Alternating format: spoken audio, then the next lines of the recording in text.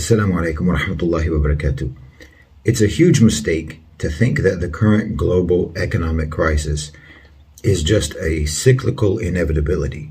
What's happening right now is not merely the predictable standard volatility that we have come to expect every decade or so from the neoliberal, financialized Western capitalist system. This isn't just part of the normal ebb and flow.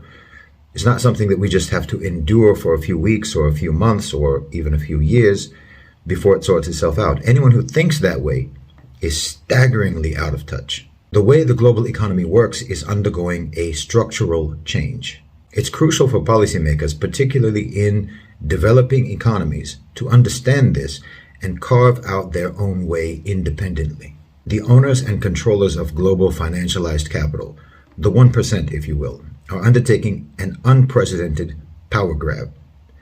And without independent planning in the global south and the developing world, we will see entire regions turned into serfdoms. The war in Ukraine is only minimally a military conflict between the Russian army and the Ukrainians. That's the smallest part of this conflict, and those are the smallest and least important players. This is not even a war between Russia and the collective West. This is a war by monopolistic private sector superpowers to subjugate Europe and to enslave the global south, particularly Asia.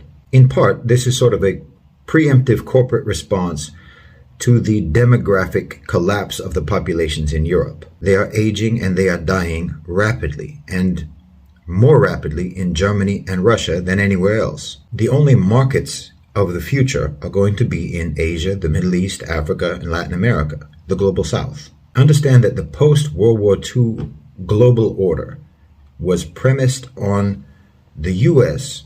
guaranteeing the economic prosperity of Europe in exchange for Europe siding with the U.S. against Russia, against the Soviet Union. This system stopped making any sense when the USSR ceased to exist, but safeguarding global trade, globalization, continued to be profitable and beneficial throughout at least the 1990s and early 2000s. But during the post-World War II era, the period of globalization, the conventional norms of international politics, diplomacy, and power dynamics shifted, partly due to globalization. What made this change was that you had the emergence of corporate superpowers, you have the radical financialization of the economy, and you have the hyper-accumulation of wealth by an increasingly smaller and smaller number of people.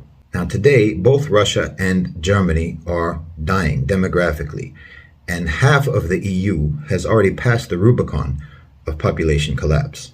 The post-World War II order has been an investment of diminishing returns for at least a decade, and the owners and controllers of global financialized capital are abandoning that system. With the European population in rapid decline, the unipolar global superpower of private financialized capital no longer see them as a profitable population. As workers, they can largely be replaced by automation, robotics, and AI, and as consumers, they are very likely to become merely instruments for transferring money from governments to corporations through some form of universal basic income that will be controlled through CBDCs, thus taking the guesswork out of their economic activity, and thus further consolidating market control and monopolization among the biggest players.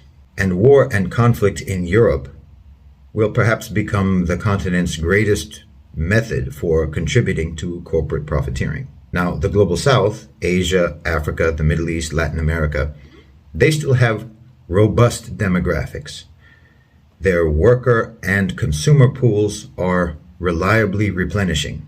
The process of industrialization and general prosperity in the society that occurred in Europe and the West for the last century will likely be replicated in the global south, except this time it will be done under the control and management of existing corporate power, meaning all development will be pursued under the auspices of that power and for the benefit of that power. If leaders in the global south do not recognize this, or if they opt to collaborate with existing financial and corporate institutions, because doing so will bring superficial prosperity at the expense of genuine independence and economic sovereignty, they will deliver their people into subjugation.